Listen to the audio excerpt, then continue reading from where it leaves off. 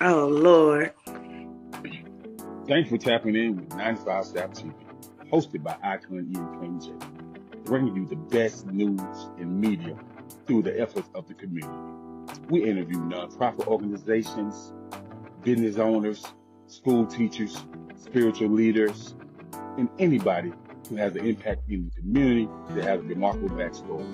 These professionals that we bring on this show has a story that will wow you, that will knock your socks off.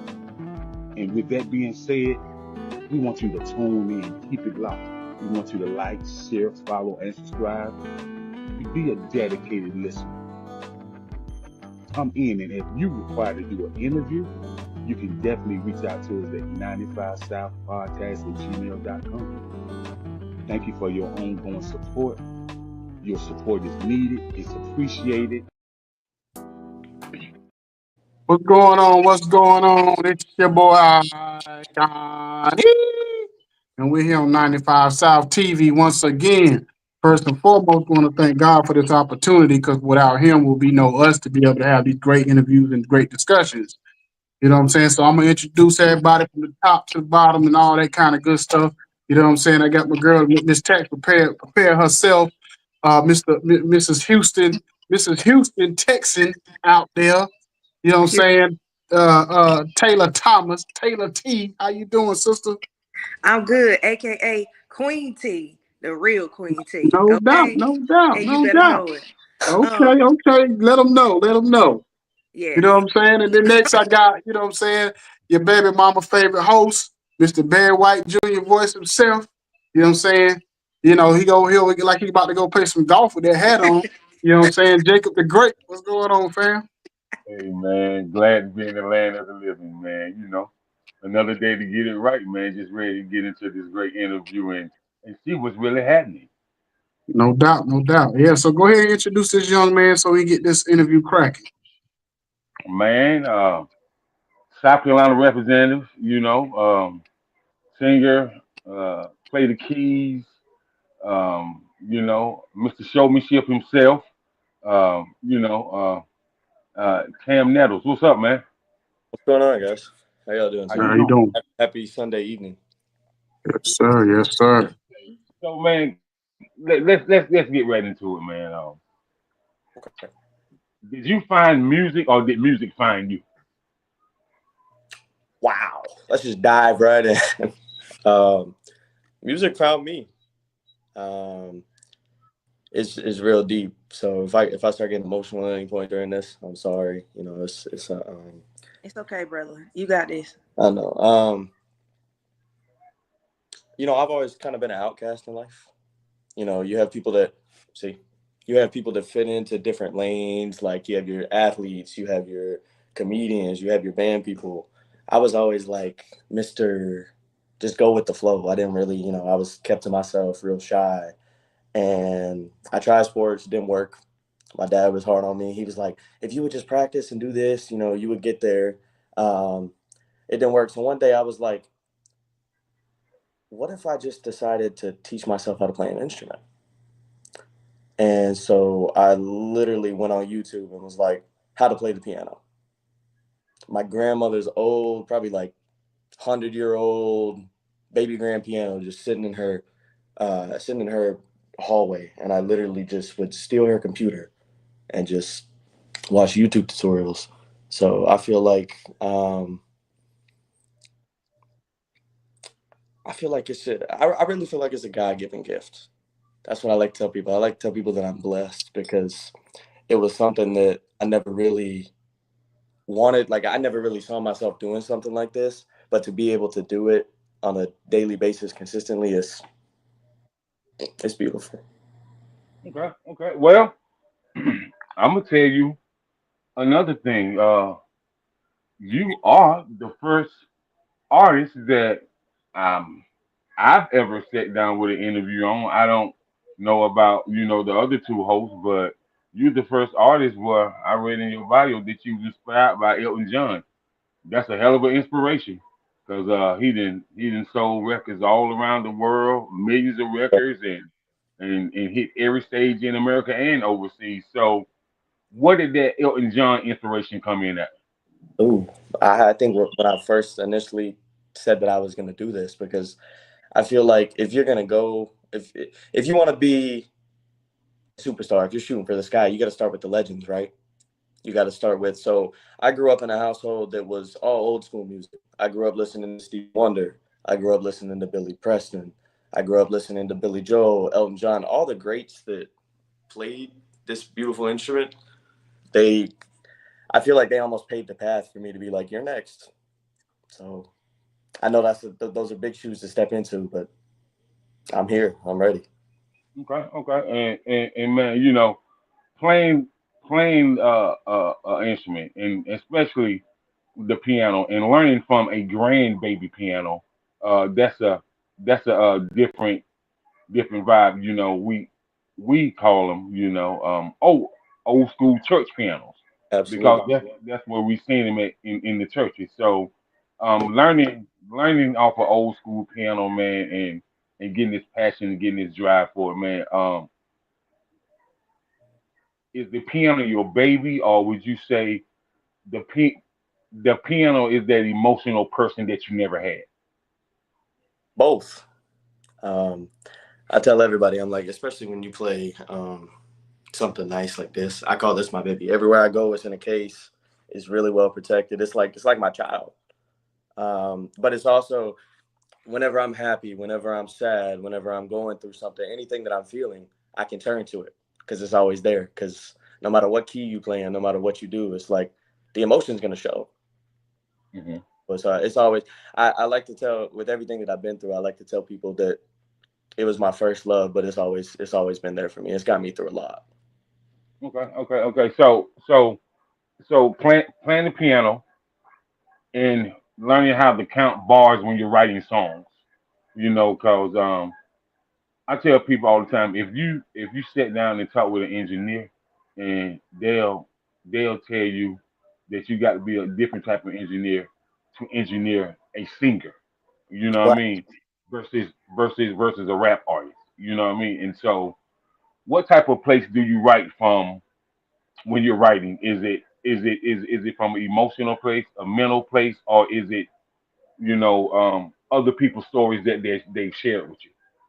I like to tell people that I want to be that voice. So, like I said earlier, I've always been an outcast. I've always been, a lot of music got me through a lot of hard times. So I always tell people that my music, it's really everything that I've come out with and I'm about to come out with is almost like a coming of age story. It's like I've been through all this. Here's my story. Maybe it can help you. So I'm almost like I feel like I was put on like my purpose in life is to inspire others and to get people through those hard times. I feel like I'm that artist because my music is happy, but it also has like a deeper meaning to it. Okay, okay, okay. So being from Flowtown, Florence, South Carolina, right? I'm from South Carolina as well, so I definitely know about Flowtown. So how did how did the community and your peers receive you when they really found out that you was putting out music, or you was doing the music thing? Um, it first was, I got a lot of no's. I had people in school when I really started to want to do this. I even had it was as far as like my principals telling me they were like, you need to pursue something serious because music's not gonna get you anywhere. So it's like I almost have like this drive deep down. This like I've had so many people tell me no that it's like I'm doing this for myself at this point. So it really started out with you need to do something different because this isn't for you. But when they started to see me finally do it, that's when they were like, okay, maybe we should back him. Maybe we should give him a shot. So it's like I'm still trying to get that. I know it sounds crazy, but I'm still trying to get the hometown on my back to like believe me, to be like, this is me. Like I'm Cam Nettles, the artist, not this little short kid that was insecure that you knew. Like I'm really out here doing this. This is me. So Okay, I can dig it. I can dig it. Okay, Queen Taylor, over to you. Oh, really? Okay. So, first of all, I know it has to feel great to be coming out of South Carolina. Um, absolutely. because I'm originally from North Carolina, Okay. So you're from and just to have the envision to even go there, to to make it to feel, at ease with all of that. And so in your mind, being that you was always around music and, you know, did you have anybody in particular like that kind of, motivated you the whole, this whole time that, from younger all the way up? Did you have a particular person who motivated you to be like, yeah, you got this?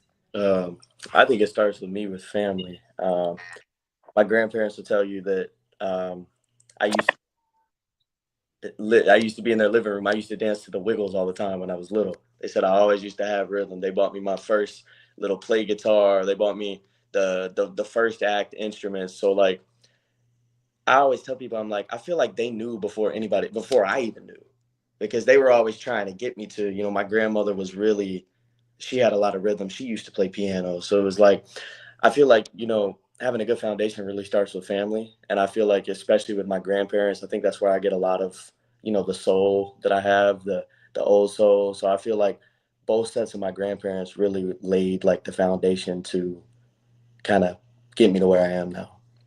My parents too, of course, but I Okay. got grandparents some love. Okay. And so, like your first singing gig, how was that for you? Oh, it was it was unbelievable, the people that actually turned out to, I guess it was like they wanted to see what I could do, because the place was packed. I mean, it was a little coffee shop in Darlington. So it wasn't in Florence, it was in Darlington. It was a city over. And I had so many people that came from my classmates, so many people that I hadn't seen in years that were like, we're gonna come out and listen to you, and we're gonna ride you. Well, like we're gonna ride with you, we're gonna back you. And it was like, when you get put in a situation like that, it makes you want to go harder, because it's like, wow, these people are like believing in me. It's like now I really have to put on for my city, because Right. if this is my first gig and all these people are showing up to listen to me, like the sky's the limit. So it was I always tell people I'm at home when I'm on a stage, whether I'm playing for two people or whether I'm playing for a million. It's like people always tell me, they're like, a switch flips when you get on stage, when you're behind the keyboard, and it's like magic happens. So to see my first gig, that many people show up, it was like, maybe I have something here. Maybe this. Okay. It was amazing. I Absolutely. could believe it. So have you ever had one of those moments where you might have been performing and it was kind of like maybe you was feeling it, but the crowd wasn't feeling it? Did you have one of those moments? I feel like surprisingly that happens a lot more than people would think. So I got to a point where I used to get really down on myself, because I was like, should I have to tailor, the music I'm playing or the way that I'm like carrying myself for the audience that's in front of me? And my mentor, Kevin Bryant, the CEO of One Degree, the label that I'm signed to, told me a long time ago, he said, people are going to talk either way. He said, you're going to have people that are going to run their mouth about you, whether it's good, bad, happy, or sad. So he said, you got to be comfortable in yourself first and know that what you're doing is what you want to do. And he said, your audience will just come. So I feel like as an artist, that happened. You'd be surprised. I'm sure there's people out there every time I perform that are like, I'm not feeling this. But is it going to stop me? No. It's like, Right. it's one of those things that you just kind of have to live with and just keep rolling. Right. And I'm glad that I've gotten to that place mentally, because that's like a lot of discouragement, a lot of, am I really good enough to do this? Because, you have those thoughts too. But when it finally clicked, I was like, yeah, I'm all right. I'm going to be all right. Okay. So I'm gonna ask you a couple more questions and then I'll let Mr. Ikon get with you.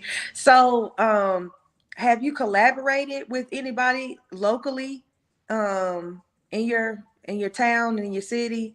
Locally, that did you collaborate with them? Yeah, I started, the first band that I was actually in was a two-piece band.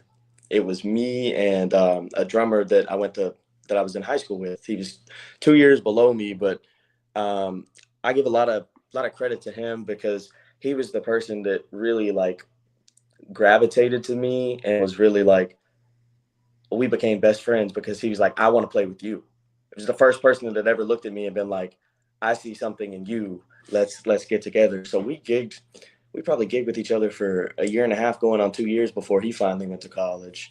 And then, that's one of the things that I like to tell people all the time is I've been privileged to work with so many talented people, so many people that have, I feel like, accelerated me just by like letting them be a part of my journey. I feel like there's too many people to name, but I'm always, music's universal. So I always tell people, I'm like, you want to collaborate? You need a keyboard player? You need somebody to sing? Like, let me know. I'm here. So, but that's one thing I will say is South Carolina's got a lot of talent. A lot of talent. There's people from Columbia to Charleston to Greenville to Hilton Head to you name it. You name a city, there's talent. So I feel like South Carolina is kind of one of those underrated states that hopefully I can be one of those people that changes that narrative eventually. But Right. I think the state of South Carolina is really slept on when it comes to music. Um, I probably can agree. Um, but I can't say for sure, but they are, in my eyes. I mean, because I don't really know too many talented people, from South Carolina. Now, being from North Carolina, of course, Uh, but you representing. So as you represent, you shine for your state. More people gonna shine too. there you go. So I think that having that mindset that you have right now, just know further along, the greatness is gonna get even, you're gonna get even greater. More things are gonna, start coming for you. So I'm gonna pass it on to Mr. Ikani. All right, yeah, and I agree with both of y'all on that sentiment because me and Jacob, a couple of times we've done. I don't know if you know who Sam Pugh is, but he does a lot of. He's done a couple of actual award shows in the state of South Carolina. Okay. And the one thing I say is a couple of times I've been up there for like those events, the people in South Carolina, the artists come out.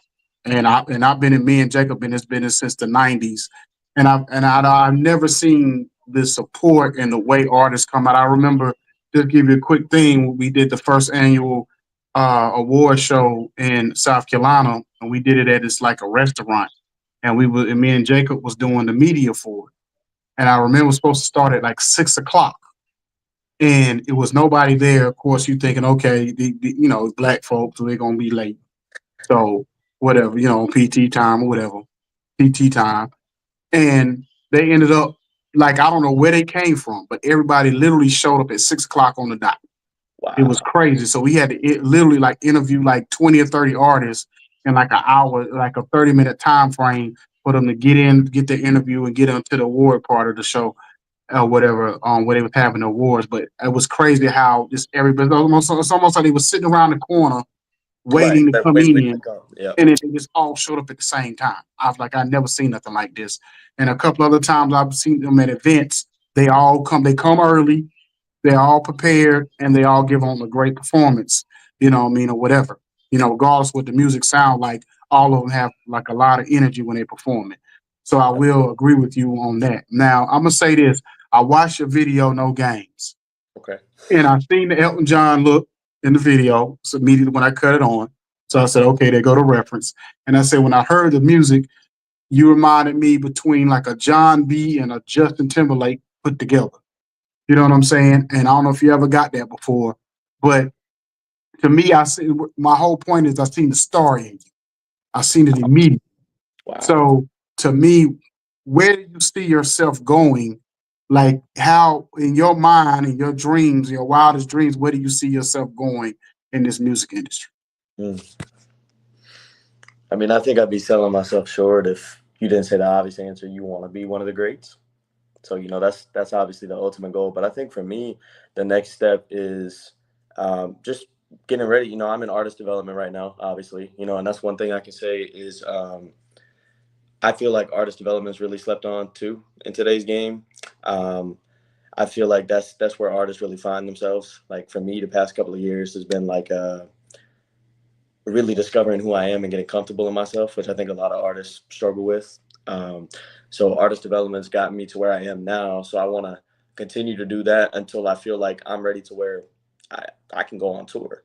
Because I think that's the next step, is you want to be able to open up for people. You want to be able to get your name out, not only in the state of South Carolina or the state of Georgia, but you want to be countrywide, nationwide, and then you want to be worldwide.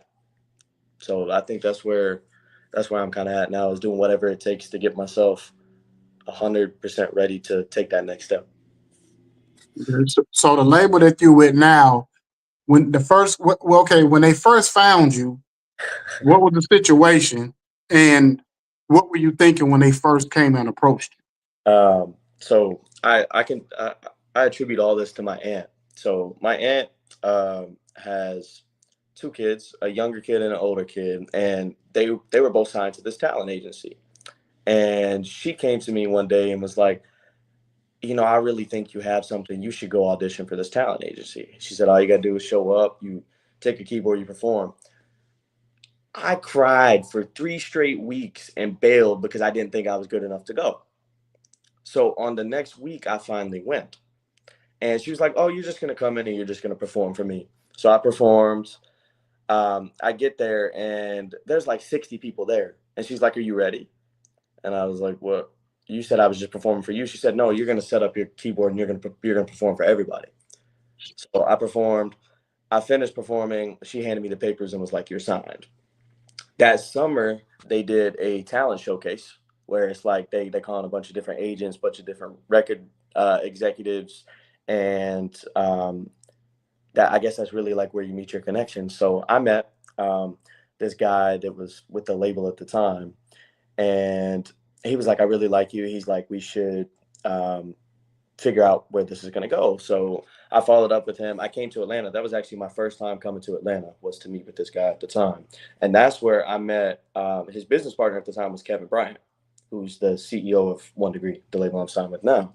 So Kevin and I go back years. And I remember one of the first things that he said to me was, you're like a firecracker. He said, it's like, you're ready to go, go, go, go, go. Like, you don't know how to not give 100% when you perform. So I remember the first time I performed for him, and the track wasn't working, but it was like a room of like 10 to 12 people, and the track wasn't working, but I wasn't even conscious that the track wasn't working. I was still playing and performing, and he literally had to say, y'all see what I'm talking about? Whoa, whoa, whoa, whoa, whoa. Like, let's calm down. So we went, and he was like, okay, so now we got to get you in the studio to see to see what you really have, like to see this is something that you want to do. I went to my first writing session, and he had two fellow artists that were in there with me. And I didn't say a word. I didn't say a single word. I was the most shy. I was like the shy little kid I was telling you about earlier. It was like it came back out. Like I was like a box. So he tells people that he's like, the growth that I've seen from you when I first met you and you were like this to now, he's like, he said it almost makes him cry, because he's like, it's a coming of age for him, that he's worked with somebody for so long that now it's like you're coming into your own.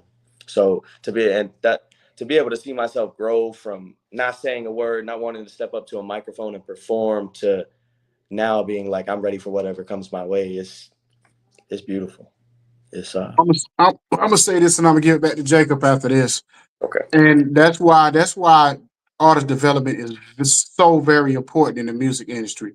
And I'm gonna give an example why. If you I don't know if you ever followed this group, the Migos, but if you ever watched the Migos, the first time they was on Vlad, the first time they was up in the Breakfast Club, you could tell they were street kids who didn't know how to basically articulate themselves. Right. It's kind of like pulling teeth trying to get them to answer questions.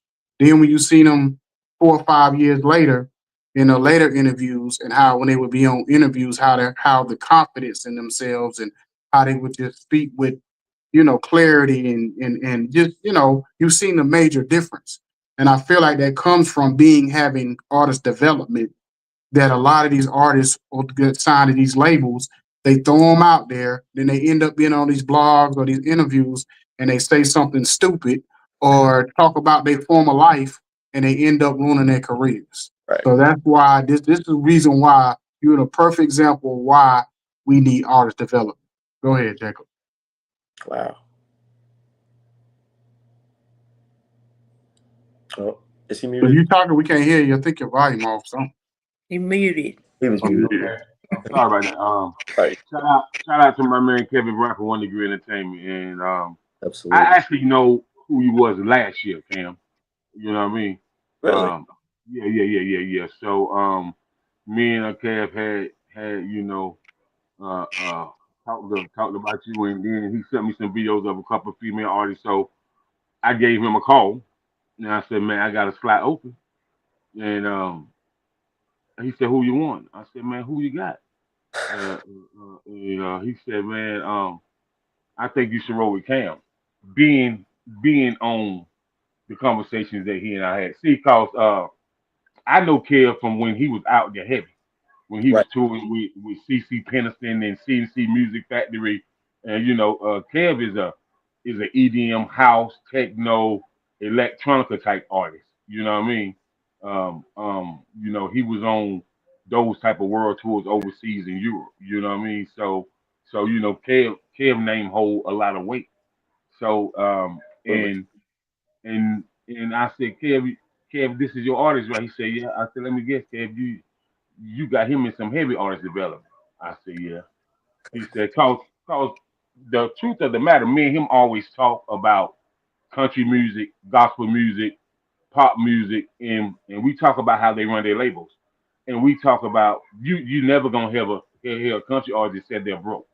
You know Right. why? Because they put them in artist development for about 3 or 4 years, and they really teach them the business. They send them to media school, and all the above. So when Kev told me that you would sign him, I said yeah. I said to myself that Kev definitely got him in some heavy artist development, whether it's recording sessions, whether it's songwriting sessions, or whether they just talking about the business so he can learn the business. So you're definitely in good hands, man. You're definitely in good hands. So let's talk about who's your favorite piano player ever. Ooh, my goodness. Um, I got a couple. I got Little Richard. Okay. Uh, could tear a piano up. So could Jerry Lee Lewis. Hmm. Jerry Lee Lewis. Mr. Great Balls of Fire. Mr. Um, I had somebody tell me one time. They were like, "Have you ever thought about setting your keyboard on fire?" I was like, I You was know like what? Jerry Lee Lewis. They were like, "Yeah, you could kick over your piano stool and do it." And I was like, I was like, maybe I could bring that back. But I think really one of the biggest for me is Billy Preston. Um, Okay. the first song that I performed when I did that first showcase was actually Nothing from Nothing. And that song is like, that's kind of become synonymous as like a Cam song because that's really, I tell myself that I have a lot of like soul deep down. So when I do like those songs, like a Billy Preston song or a Stevie Wonder song, it's really like I can tap into who I actually am. I don't have to Hmm. hold back. So I can play the hell out of the piano. I can be goofy. Because I mean, at the end of the day, I'm a quirky white boy. I don't have anything to hide. I'm very like, I'm just Cam at the end of the day. But um, so let's see. You got Little Richard, Jerry Lee, Billy Preston. Um, you got Stevie Wonder, obviously. Hmm. One of the greatest of all time, in my opinion, in numerous ways. Right. And then you got Elton John, of course, and Billy Joel. Billy Joel's another one for me too. I just actually watched his documentary that just came out on HBO Max, and he was just talking about everything that he went through to get to where he was. I was like, there's so many things that he went through that I can relate to, especially being a white artist that was kind of quirky, that was just coming out onto the scene, all the places he had to play, all the dues he had to pay to get to where he was. I was like, that's literally my journey. That's what I'm going through right now. So it's like I feel like I have little inspirations of all that in my piano style and like how I carry myself on stage. So I that's my thing is I attribute pretty much everything I do to all the legends. Like I feel like they've really paved the path Hmm. from who I am. Which I mean, in my opinion, that's you can't really get much better with the greats when it comes to modeling yourself. So That's I, right. That's I right. think Paris did pretty good.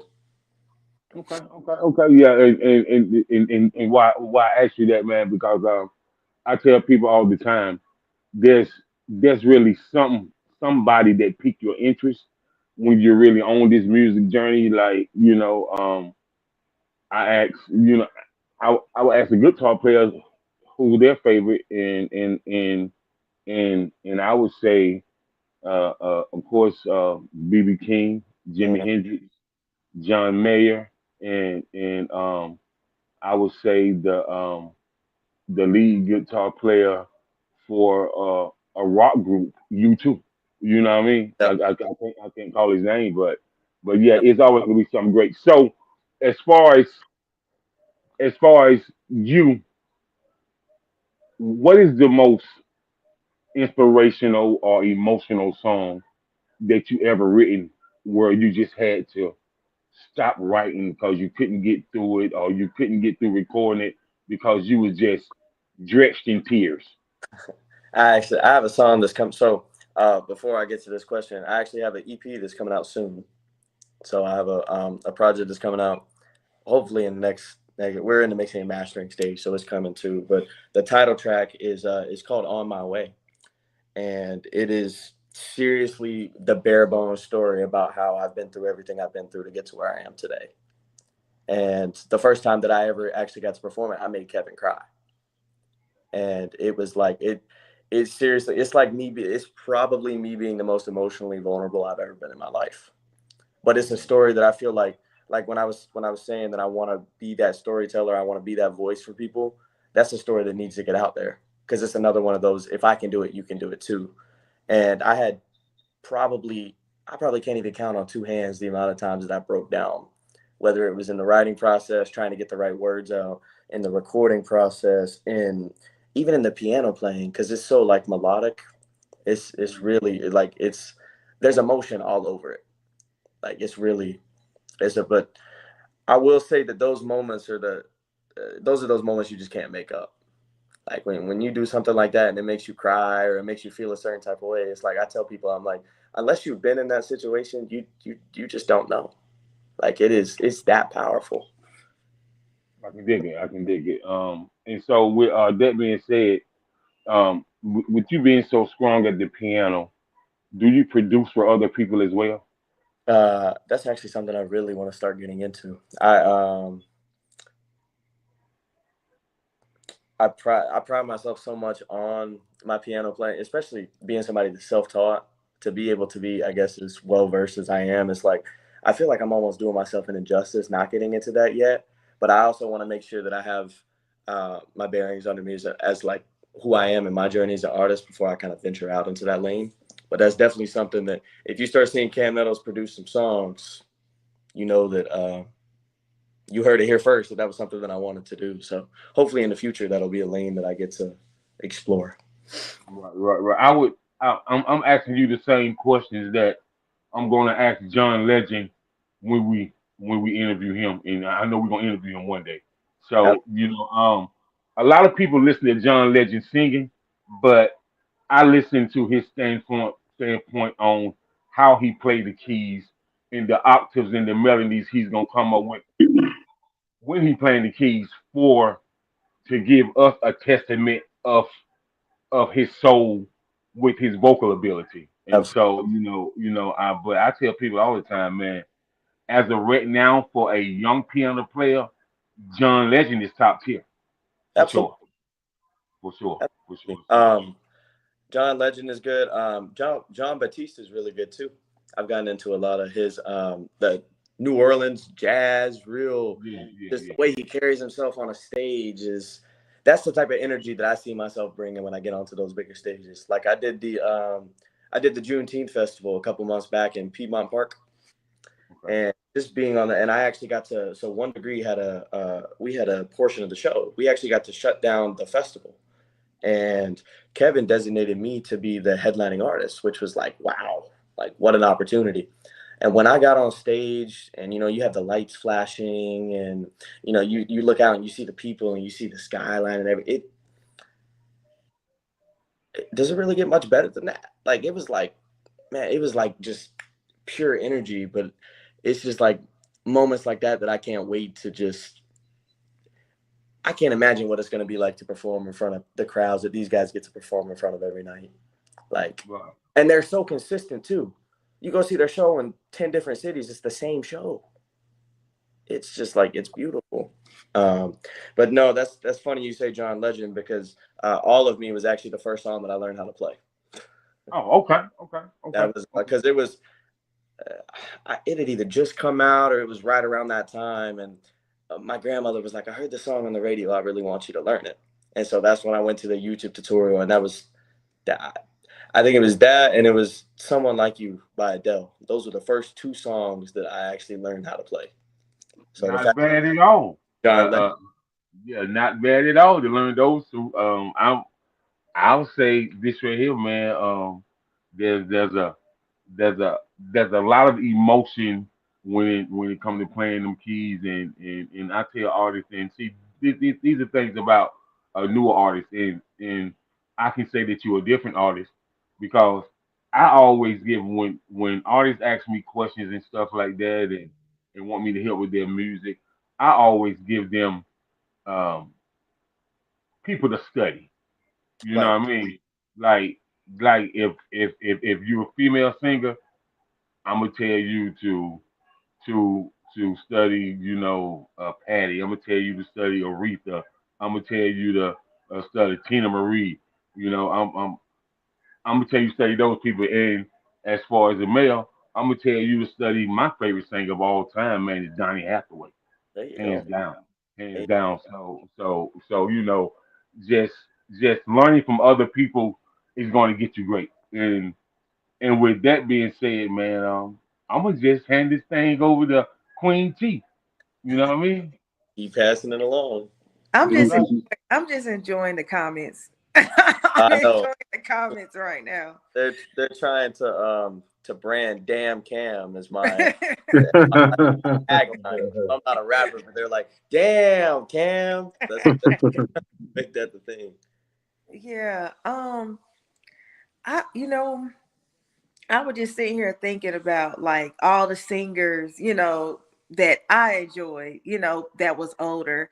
And it just like I didn't hear like I mean, maybe because they to me they was the best, but everybody's different. But I'm sitting here thinking about like, like my favorite Al Green and Oh, the and rep, absolutely. and you know, really Al Green.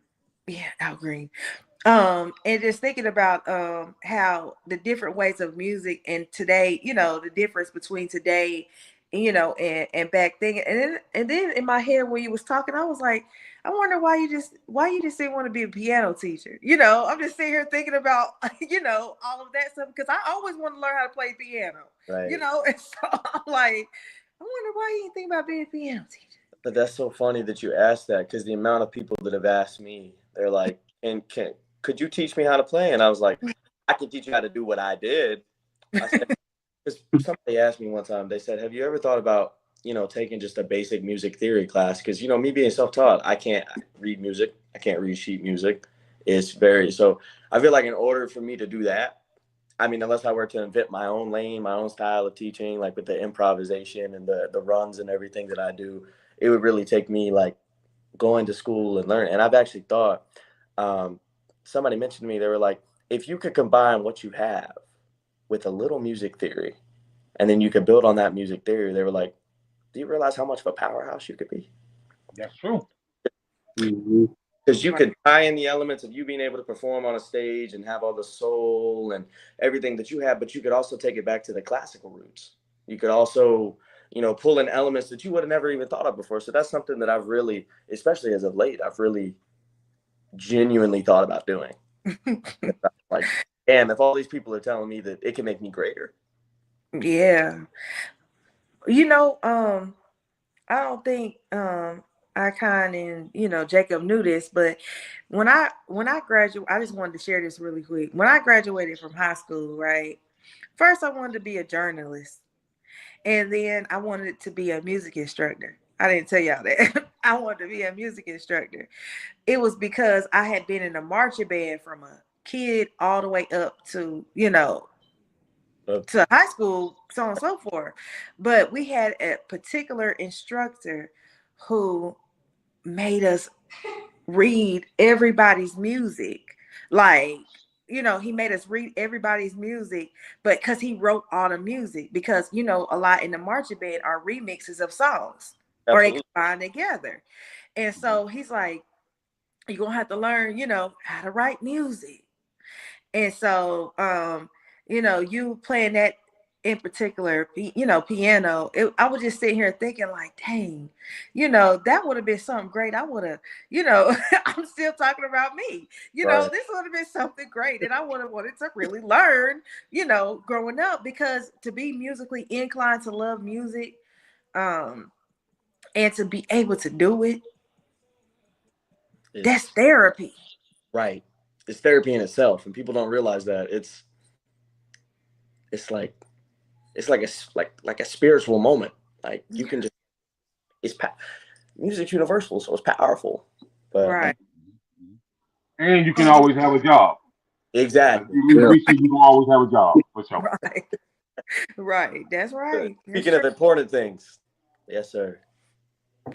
Well, Um, I'm gonna pass it on to y'all, Connie. it's funny because I was saying thinking. I said, well, unless I missed it, I said y'all missed maybe a couple of people because y'all might have missed Jamie Foxx as a piano player. Y'all Oh might yeah. have missed R. Kelly. You know what I'm saying? And I don't think y'all said Alicia Keys. You know what I'm saying? So Absolutely. Well, I didn't know well, our I kind it's different levels of piano players, yeah, man. yeah, It, yeah, yeah. I know that. I know. yeah, I was just in my mind wanting to add them three in there, and maybe because I was listening to R. Kelly's catalog, because to me, he's the goat when it comes to R&B music. It's just Right. that's just yeah.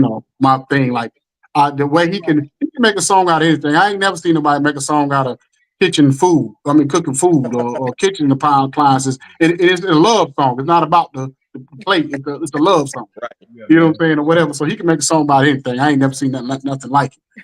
But I'm gonna say this, Cam. Like, so don't forget about the little people when you blow up, because I know you're gonna be on every major platform. And you probably next year this time you'll probably be on the New Year's Eve ball drop. You know what I mean, or whatever. So but I'm gonna say that I'm gonna ask you this question before we get out of here. Okay. Um, what's the biggest thing that you learn about the music business, being that you've been under development and a lot of people probably not getting the teachings and being able to learn, especially from somebody so experienced like a Kevin Bryant? Because I'm gonna say this, and me and Jacob, what I'm saying, we just got on with a label doing A&R, Okay. and the one thing that we always harped on for the last few years was the fact that most of these labels, especially these major labels, they lazy, because all they do is go to Right. YouTube and say, "Oh, who has the biggest numbers?" And that's who we're gonna sign. And then 2 years later, that artist is gone because they can't make another hit record behind that one record they had that they caught lightning in the bottle. You know what I'm saying? And I feel like Kevin is going to have it where you're going to have a career, not a you're going to have a long career.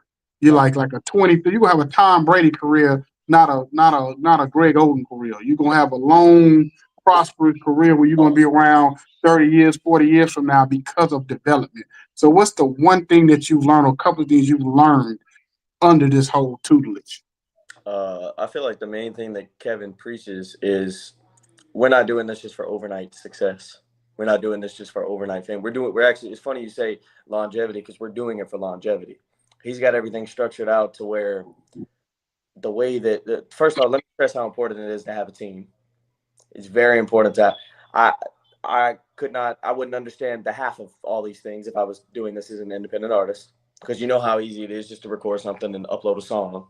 But when you have management, when you have people, especially how deep our team is at one degree, we have people in different aspects. We have people that handle the real business side of things, the legal things. We have people that handle the day to day. We have people that you can come to talk to when you have an issue. Like, it is so important to have a team because they keep you grounded. I think that's one of the biggest things for me is I never have to worry about the small things because I have all these people to rely on that have my back. And that's just it's like a blessing because I feel like a lot of people take that for granted. A lot of people think, "Oh, well, I signed to a label." Yeah, no, you signed to a family. Like when you have all these people that are working for you and that are riding for you too, you have to do your part as well. So I feel like it's just it takes a major load off having people that want to do the right things and want to push you and everybody. I've been in situations before where it hasn't worked out or people haven't followed through and done what they're supposed to, but to be in a position where people not only want the best for you, but they want you to still be around and be a great 50, 60 years from now. It's it's unbelievable. Like it's literally everything. Like when you're a kid and you dream about what you want, if you want to be a superstar, it all starts by having a team. And so I feel like having Kevin as a mentor and a coach and somebody that I can rely on, he's really, and I'm still like, I learned something. We went to brunch today and I learned something new from him. He's always talking, he's always storytelling, he's very wise beyond his years. And so to have somebody like that in my corner is just unbelievable. It's Well, really, it's, I thank God all the time because I'm like, man, like, how did I end up in this situation? It's, it's beautiful. So between that and knowing that, um, it's a longevity thing. It's not a short game. Like I'm not going to go post a video to TikTok. It's going to blow up and then I'm viral. Like you actually have to work. That's another thing I would tell artists is you mentioned 4 or 5 years of artist development. I've been in artist development for going on 4 years. And I'm now getting to the point where my first project's about to be released because it's taken 4 years to get me to the level where you can have the dopest project on the planet, but if you're not ready, the right people aren't going to put you out there until you're ready. And so that was Kevin's thing. He's like, nothing goes out unless it's perfect. You don't do this unless it's perfect. You don't do this. And like, there's a certain standard when you want to go to these places. And Kevin knows exactly what that sweet spot is. And it's just like, it's unbelievable. Like it's, well, I would say this: one of the top three artists in the world in the hip hop side, we had was in art development for about 10 years, there you go. and that was J. Cole. So for all these artists who think that overnight success is always the way to go, I get it. You need money. You want to take care of your family. I get it. But that's not what's going to get you longevity or whatever. And then two, there's one thing that artists, and when I hear artists start saying, or the last few years, oh, I don't need management. I can just manage myself. No, you can't. A couple reasons why Jake could attest to this. One reason why, because when you're trying to do big business not going to take you seriously if you come in that room by yourself. They're not. If you don't come in with management, if you don't come in there with a lawyer, if you don't come in there with some kind of team around you, then they're not even going to take you seriously because they're Yep. going to already know that you already not they're already going to know you have you're not basically you're not you know basically you're not going to know what you're doing. You know what I mean? That you're going to basically that you don't have a foundation. You know Right. what I mean? At the end of the day, so you having that foundation around you, and then Kevin Bryant been around for so long, he can get in doors that you could only imagine getting in. And Absolutely. then the thing about it is you basically didn't have to go to thing of, oh, you have to have all these big numbers to look like a real artist. So basically, Kevin Durant went back to the 80s, the 90s, the 70s, the 60s. I don't know why people think it's so wrong to go to Motown route when they develop every single artist that's on their roster, and every single one of those artists is still Still touring now. to this day. You know what I'm saying? 60 years later, you know what I mean? So the Temptations still are touring this to this day, and it's only one remaining, original member, and they Yep. still touring. But they're still You know going. what I'm saying? Yeah. Yeah, and I can't let me say this. I had a conversation with somebody today, an old friend of mine that used to work for Sony, and he asked me a question. He said, Jacob, what would you tell Universal if you had a meeting with them right now and you had an artist? Well, I tell Universal, all I need is a budget, and I don't need to put nothing on social media. He said, what? He said, how you gonna do that? I said, man, terrestrial radio. And I said, you may think you gotta use Facebook and TikTok and Instagram. And I said, but I don't need to use nothing but Google Ads. And it's a wrap. And with the right artists, we can still sell 1 million units. Wow. Mm. And so my question to you, Cam, how many name me 5 artists that you like in today's music market that can sell 1 million copies without the internet? Ooh. Oh my goodness. Hey, that was a good question. I had to say Oh that. my That was a good goodness. question. But you're right though. Like social media drives everything nowadays. Like and that's one of the things for me is being in artist development for so long. Like for the longest time, I've been like I'm skittish to post things and I'm skittish to go out there and in artist development. They're like, that's how you win. You know, me being an older school artist, you know, me being able to play an instrument. I always told my parents growing up, I was like, it would be so nice for me to have grown up in the 70s and 80s because I would have fit right in. I would have been the sweet spot, the golden. Now it's like if you're not posting sufficiently on social media, you're missing out. Like it, But that's where the labels are losing at. right, They're looking at social media numbers instead of looking at raw talent. And this guy might have an 808 drum pattern and might have a repetitive hook, and people like it because it's easy to remember. So my attention span is low, so let me remember this, and I'll just repeat it, not the lyrical capacity or the R&B ballads that make you like, man, let me rewind this shit back. Good Lord right, have mercy. You know what I mean? Not that anymore. But I tell people all the time, a great artist, as long as he got terrestrial radio, as long as he do some type of advertisement and got a few billboards in a few different cities, they really don't need social media. They Oh want yeah, to and get also, I don't know if Kevin Bryant knows his name. Tobago, he owns a record store in Riverdale, Georgia. okay, So if you want to get your physical copies in that store, he does physical copies of CDs and vinyl, and he does album release parties, really, release parties. I'm talking about from everybody from Taaylor to uh, uh, uh, Benny the Butcher to any type of major artist. I think he had a couple of country artists in there recently. So definitely tell him if he to contact that guy if he wants to do the physical stuff too. And trust me, the physical market is still a big thing. They've brainwashed artists into thinking that they have to go to social media, so because the record labels want to take all the money and keep y'all from making money. You right, know what I'm saying? That's the reason why they tell you physical copies is dead. Because they know if y'all realize that physical copies is not dead, then they know they can't make as much money as they've been making off of y'all. Because they making all the money, the artist's not making nothing. I'm not that's saying your label, I'm just saying in the general. industry as a whole. You know right, what I right. mean? Now, So now, now, before we go, Icon, Cam, I'm gonna tell you what the reason why I asked you that question. Okay, I was on YouTube and I was listening to these guys that make $7, $8 million a year, businessmen, right? And and they was like, "Well, we on this YouTube interview," and then they said, we don't have social media." That's like, what? They don't have social media? He was like, "Nah, we just use Google ads and Bing and Yahoo advertising and things of that nature and radio advertisement and stuff that." And so I I I say, man, that when you're making, I ask you this because I want to, when you're writing, if social media shut down tomorrow, think about this. I should still be able to sell records without social media. You right, know what I mean?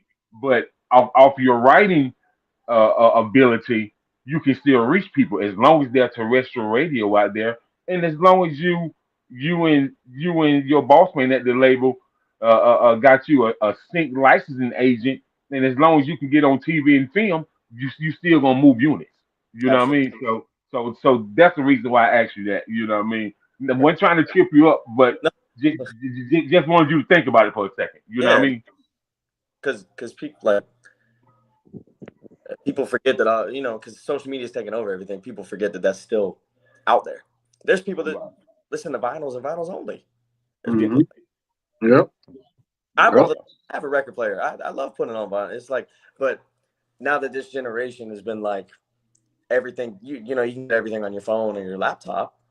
Is I think that's one of the things about me being like rooted in that old school style. Like I'd love to be one of the people that brings that back.